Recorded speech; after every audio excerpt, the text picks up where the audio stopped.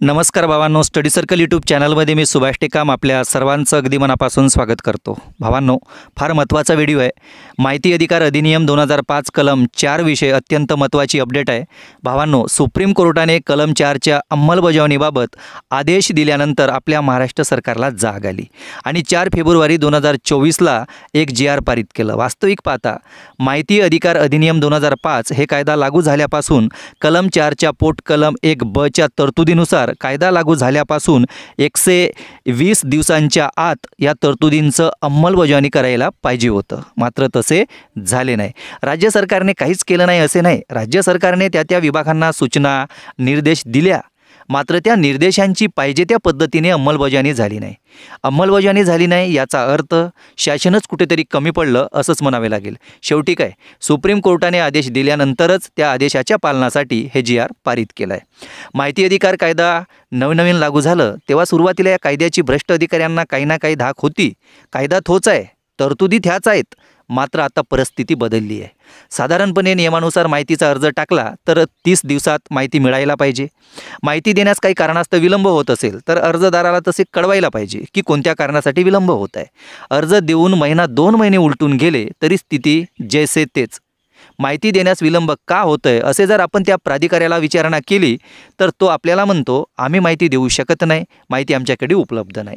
राज्य जनमाहिती अधिकाऱ्यांकडे आपण अपील करू शकता। समजा आपण अपीलही केली आणि वरून यायले दट्ट्या आलं नाही आणि त्यास अर्जासंबंधित परत विचारणा केली तर स्थानिक लेवलचा ग्रामसेवक सचिव जो आपला नौकर आहे तो नौकरसुद्धा आपल्याला म्हणतो, तुमच्यानं होते ते करून घ्या।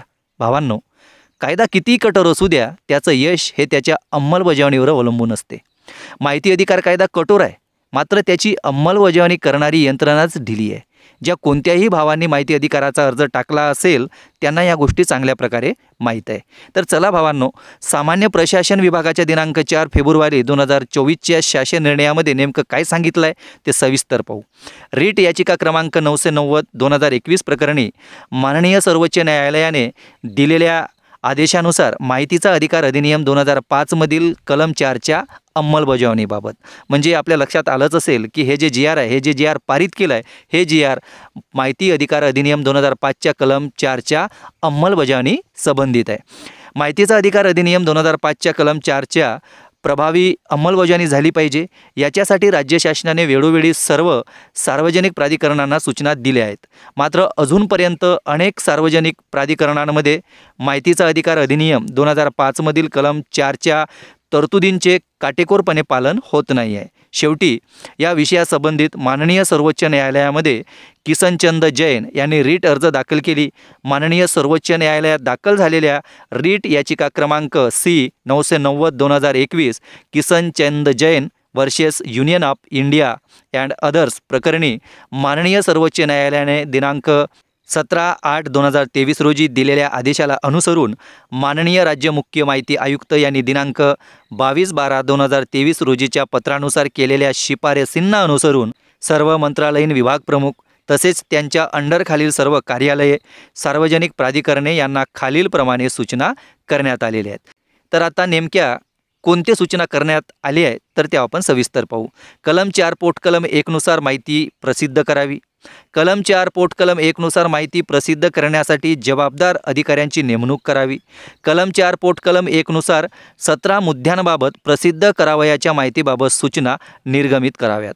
तर भावांनो, आता कलम 4 पोट कलम 1 नुसार हे जे 17 मुद्दे आहेत त्या 17 मुद्द्यांबद्दल आपण समोर सविस्तर माहिती पाहू, परंतु त्याच्या अगोदर आपण हे कंप्लीट करून घेऊ।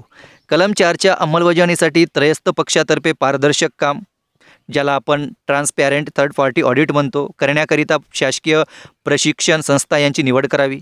कलम 4 पोट कलम 1 नुसार माहिती तिमाही अद्ययावत करावी। जिल्हाधिकारी हे कलम 4चे समन्वय अधिकारी असतील। त्यांनी समन्वय अधिकारी नोडल ऑफिसर म्हणून केलेल्या कारवाईबाबत त्यांच्या वार्षिक स्वयंमूल्य निर्धारण अहवालामध्ये ॲन्युअल सेल्फ असेसमेंट रिपोर्ट नमूद करावे। महसूल व वन विभागाने सदर प्रकरणी संबंधितांना आपल्या स्तरावरून सूचना दिली पाहिजेत।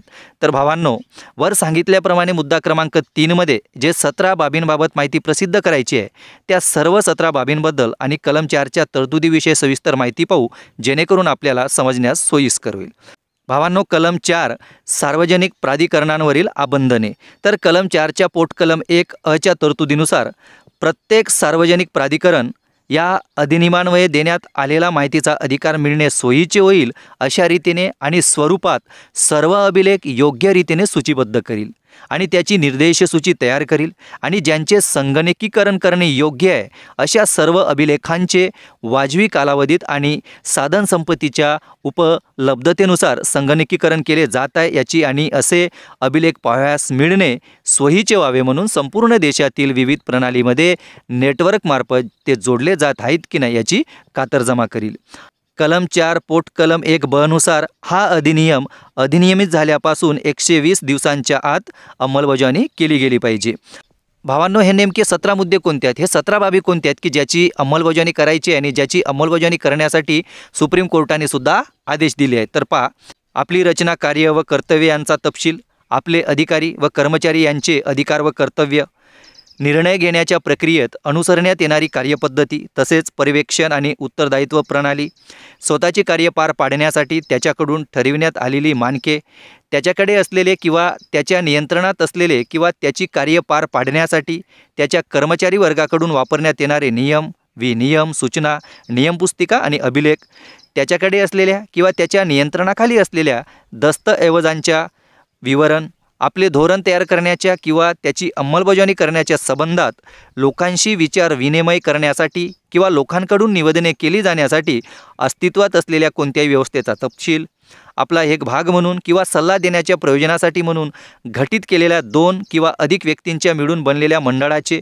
परिषदांचे, समित्यांचे आणि अन्य निकायांचे विवरण आणि त्या मंडळांच्या, परिषदांच्या, समित्यांच्या आणि अन्य निकायांच्या बैठकी लोकांसाठी खुल्या आहेत किंवा कसे किंवा अशा बैठकींची कार्यवृत्त जनतेला पाहावयास मिळण्याजोगी आहेत किंवा कसे याबाबतचे विवरण, आपल्या अधिकाऱ्यांची आणि कर्मचाऱ्यांची निर्देशिका, आपल्या प्रत्येक अधिकाऱ्याला व कर्मचाऱ्याला मिळणारे मासिक वेतन तसेच प्राधिकरणाच्या नियमांमध्ये तरतूद केल्याप्रमाणे नुकसान भरपाई देण्याची पद्धती, सर्व योजनांचा तपशील, प्रस्तावित खर्च दर्शविणारा, आपल्या प्रत्येक अभिकरणाला नेमून दिलेला अर्थसंकल्प आणि वितरित केलेल्या रकमांचा अहवाल, अर्थसहाय्य कार्यक्रमाच्या अंमलबजावणीची रीत तसेच वाटप केलेल्या रकमा आणि अशा कार्यक्रमांच्या लाभाधिकाऱ्यांचा तपशील, ज्या व्यक्तींना सवलती, परवाने किंवा प्राधिकारपत्रे दिलेली आहेत अशा व्यक्तींचा तपशील, इलेक्ट्रॉनिक स्वरूपात त्यास उपलब्ध असलेल्या किंवा त्यांच्याकडे असलेल्या माहितीच्या संबंधातील तपशील, माहिती मिळवण्यासाठी नागरिकांना उपलब्ध असणाऱ्या सुविधांचा तपशील तसेच सार्वजनिक वापरासाठी चालविण्यात येत असलेल्या ग्रंथालयाच्या किंवा वाचनालयाच्या कामकाजाच्या वेळांचा तपशील, जनमाहिती अधिकाऱ्यांची नावे, पदनामे आणि इतर तपशील विहित करण्यात येईल अशी इतर माहिती प्रसिद्ध करील आणि त्यानंतर दरवर्षी ती प्रकाशने अद्ययावत करतील. तर भावांनो, हे 17 बाबी आहेत. तर ह्या 17 बाबींचं अंमलबजावणी करण्यासाठी हे GR पारित केलेलं आहे. फार महत्त्वाचा GR आहे भावांनो. या GR संबंधी आपण सविस्तर माहिती पाहिलं आणि अजून एक महत्त्वाची गोष्ट भावांनो, आपल्याला हे GR पाहिजे असेल तर आपण माझ्या टेलिग्राम चॅनलला जॉईन होऊ शकता.